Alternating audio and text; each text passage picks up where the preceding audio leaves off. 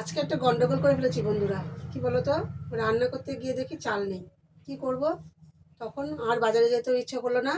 তারপরে ঘরে ছিল দেখো আটা, যে রুটি করে ফেলেছি। আজকে দুপুরবেলা আর ভাত হলো না, ভাতের বদলে হলো রুটি।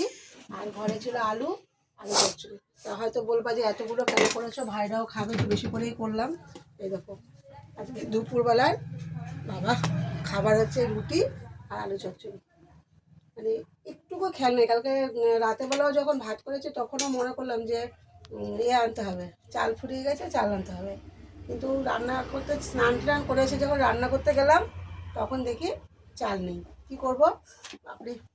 তারপরে আর করলাম না, কী বলার নাম, বাজার যেতেও আর ইচ্ছা করলো না, বাজারেও আর গেলাম না।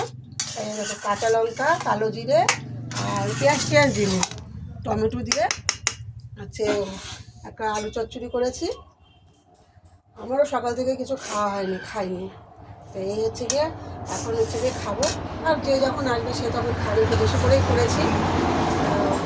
ঘন্টু খাবি? খাবো। খাবি? তাহলে এত দাঁড়া, বাটিতে করে দিয়ে দাও, ঘরে আর ভাত খাবো না। এখানে হচ্ছে খেয়ে নে আমার সাথে। ভাইয়ের ছেলেও রয়েছে, ভাইয়ের ছেলেকে বললাম যে তাহলে তুইও খেয়ে নে। হ্যাঁ, ওর হচ্ছে খেয়াল খুশি। আমাদের বাড়িতে রুটি সবাই ভালোবাসে। দুপুরবেলা রুটি করেছি, সবাই খেয়ে নেবে। ভাইয়ের বউ রান্না করেছে, ভাত করেছে, ডাল করেছে, ভাজা করেছে, আর কি করেছে বলতে পারবো না।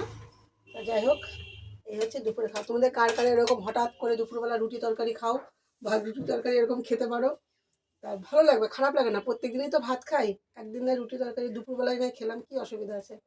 আমার মতন তোমরাও একদিন বলবো, মনে থাকে না, কি করবো, মনে নেই বলে রুটি তরকারি দিয়ে চালিয়ে দেবা।